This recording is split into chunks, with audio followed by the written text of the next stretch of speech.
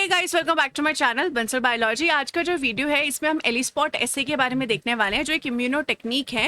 एक तरीके से अलाइजा की तरह ही ये होता है, बस उसमें थोड़ी सी चीज़ें डिफरेंट हो जाती है। तो let's get started with the lecture guys and let's see what is ELISpot assay. देखो, ELISpot assay quantitative determination method होता है। क्वांटिटेटिव डिटर्मिनेशन मेथड का मतलब होता है कि हम यहाँ पर किसी चीज़ की क्वांटिटी देखना चाहते हैं, और हम यहाँ पर क्वांटिटी देखना किसकी चाहते हैं, नंबर ऑफ सेल्स की हम क्वांटिटी देखना चाहते हैं जो कि एक पर्टिकुलर टाइप का मॉलिक्यूल रिलीज कर रहा हो। अगर पर्टिकुलर टाइप ऑफ मॉलिक्यूल की बात करें तो स्पेसिफिकली हम यहाँ पर साइटोकाइंस की बात कर सकते हैं। इम्यून सिस्टम में क्या होता है, बहुत सारे सेल साइटोकाइंस नाम के मॉलिक्यूल रिलीज करते हैं, जैसे कि इंटरफेरॉन, इंटरल्यूकिन, ताकि एक सेल दूसरे सेल से कम्युनिकेट कर सके, अपने मैसेज को पास कर सके। तो अलग अलग साइटोकाइंस होते हैं, जिसमें अगर हमें देखना है कि एक स्पेसिफिक साइटोकाइन कितने सारे सेल्स रिलीज कर रहे हैं, तो उसके लिए हम एलिस्पॉट ऐसे देख सकते हैं। या फिर एक पर्टिकुलर हार्मोन कितने सेल्स रिलीज कर रहे हैं, इसके लिए हम एलिस्पॉट ऐसे देख सकते हैं।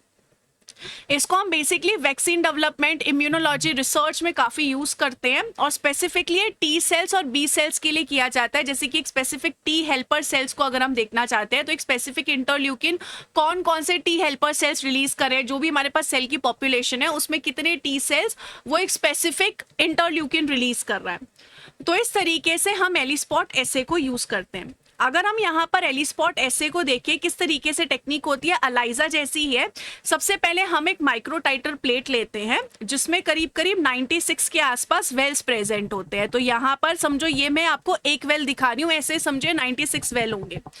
इन वेल पर हम क्या करते हैं, स्पेसिफिक एंटीबॉडी को अटैच कर देते हैं।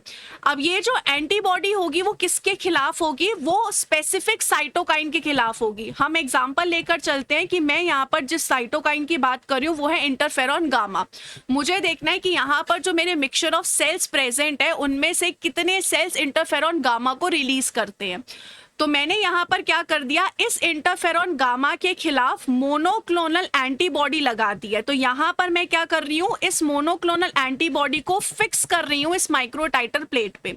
ये जो एंटीबॉडी है इस इंटरफेरॉन गामा के खिलाफ है, यानी कि इंटरफेरॉन गामा अगर यहाँ पर आया तो ये एंटीबॉडी इससे बाइंड कर जाएगी।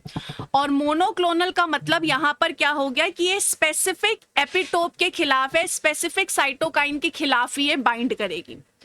तो हमने यहाँ पर सबसे पहले स्टेप में एक एंटीबॉडी को यहाँ पर जो है अटैच करा दिया। इस एंटीबॉडी को हम कैप्चर एंटीबॉडी बोलेंगे, बिकॉज जब यहाँ पर इंटरफेरॉन आएगा तो ये इंटरफेरॉन को कैप्चर कर लेगी और इंटरफेरॉन को इधर उधर डिफ्यूज नहीं होने देगी, इंटरफेरॉन को कैप्चर कर लेगी। फॉर एग्जांपल, यहाँ पर एक सेल है, इस सेल ने यहाँ पर इंटरफेरॉन रिलीज किया, तो जैसे ही यहाँ पर इंटरफेरॉन ये सेल रिलीज करेगा वैसे ही इंटरफेरॉन यहाँ पे कैप्चर हो जाएगा, इंटरफेरॉन डिफ्यूज नहीं हो पाएगा। तो यहाँ पर इसलिए इन एंटीबॉडी को कैप्चर एंटीबॉडी कहते हैं। तो सबसे पहला स्टेप हो गया। सेकेंड स्टेप में अब हम क्या करेंगे, जो भी सेल्स हमारे पास हैं उन सेल्स का हमें पहले नंबर नोन होना चाहिए, और उन नोन नंबर ऑफ सेल्स को हम यहाँ पर सारे के सारे जितने भी वेल्स हैं उनमें पुट कर देंगे। और इन सेल्स को अब हम यहाँ पर किसी एंटीजन से इंक्यूबेट करेंगे, क्योंकि जब हम इन सेल्स को कोई एंटीजन देंगे तभी ये सेल्स रिस्पॉन्ड करेंगे, और रिस्पॉन्ड करके साइटोकाइंस को रिलीज करेंगे। तो मैं यहाँ पर इनको एंटीजन्स दे दूंगी ताकि ये साइटोकाइंस रिलीज करने लग जाए। This is the second step. Third step में यहाँ पर क्या होगा, ये सेल्स जो हैं अब ये सेटल हो गए हैं सरफेस के ऊपर, और अब ये यहाँ पर क्या करने लगेंगे, इंटरफेरॉन गामा को ये सिक्रीट करने लगेंगे। हम यहाँ पर इंटरफेरॉन गामा का स्पेसिफिक एग्जांपल ले रहे हैं, इंटरल्यूकिन भी हो सकता है, कोई भी हो सकता है। तो हमने यहाँ पर फॉर एग्जांपल इंटरफेरॉन गामा बोल दिया। तो ये इंटरफेरॉन गामा जो है ये सेल सिक्रीट करेगा। जैसे ही ये सेल सिक्रीट करेगा, यहाँ पर जो एंटीबॉडी है वो उसे कैप्चर कर लेगी, वो उसे होल्ड कर लेगी, उसे मूव नहीं करने देगी। तो यहाँ पर इन सेल से जो इंटरफेरॉन गामा रिलीज होगा उसे इन एंटीबॉडी ने तुरंत कैप्चर कर लिया, तुरंत इमोबिलाइज कर लिया, और यहाँ पर ये जो भी इंटरफेरॉन है वो यहाँ पर आके फंस चुके हैं, मतलब उनको एंटीबॉडी ने अटका लिया, पकड़ लिया, और अब यहाँ पर इंटरफेरॉन एंटीबॉडी कॉम्प्लेक्स बन जाता है। इसके बाद अब यहाँ पर ये जो सेल्स हैं वो मेरे किसी काम के नहीं है, तो इस प्लेट को मैं एक बार वॉश कर दूंगी ताकि जितने भी सेल्स वगैरह एक्सेस कंटेंट है वो सारा रिलीज आउट हो जाए। तो अब मेरे पास यहाँ पर क्या प्रेजेंट है, ये एंटीबॉडी प्रेजेंट है, और इस एंटीबॉडी से बाउंड यहाँ पर इंटरफेरॉन गामा का साइटोकाइन प्रेजेंट है।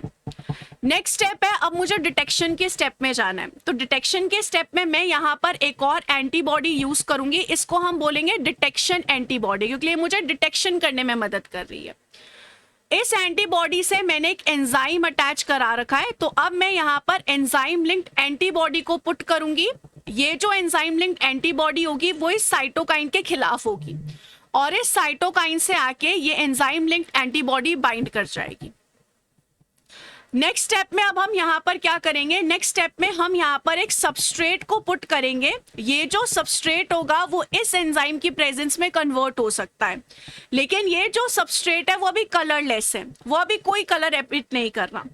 जैसे ये सबस्ट्रेट इस एंजाइम के रिएक्ट करेगा, एंजाइम के साथ रिएक्शन में जाएगा, ये एक सॉलिड कलर्ड प्रोडक्ट बनाएगा। मतलब ये यहाँ पर क्या कर देगा, एक सॉलिड कलर्ड प्रोडक्ट में चेंज हो जाएगा। मतलब इस प्रोडक्ट का कलर होगा, और ये जो कलर होगा वो इनसॉल्यूबल होगा। मतलब ये यहीं पे ही प्रेसिपिटेट बना देगा, एक स्पॉट बना देगा, और ये जो प्रोडक्ट होगा वो इनसॉल्यूबल प्रेसिपिटेट के जैसे एक स्पॉट की फॉर्मेशन कर देगा। मतलब जहां पर भी ये रिएक्शन होगा वहीं पे एक स्पॉट बन जाएगा, और इस स्पॉट की आप काउंटिंग करोगे, जिसकी वजह से आपको यहाँ पे पता चल जाएगा कि कितने सेल्स यहाँ पे मौजूद थे साइटोकाइन्स रिलीज करने के लिए।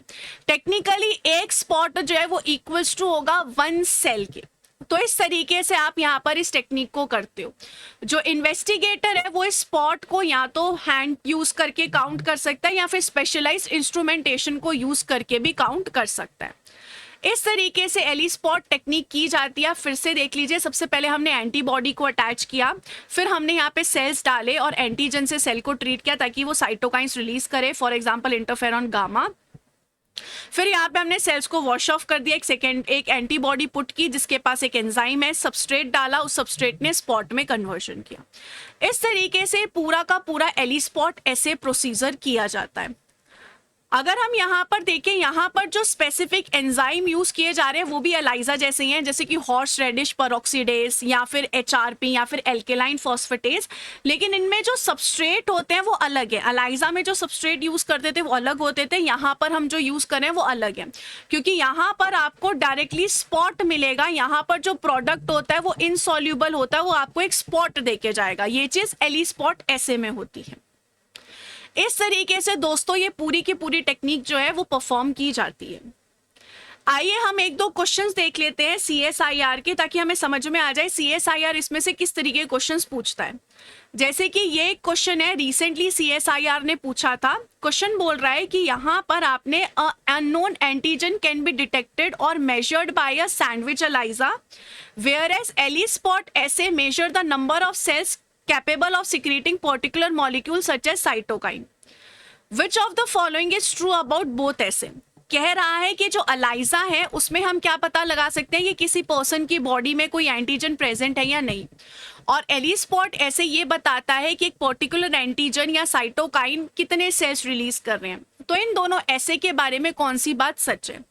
तो इन दोनों ऐसे के बारे में बात सच ये है कि दोनों में ही फाइनली हम एक एंटीबॉडी यूज करते हैं जिसके साथ एंजाइम बाउंड होता है, और ये एंजाइम सबस्ट्रेट को प्रोडक्ट में कन्वर्ट करता है।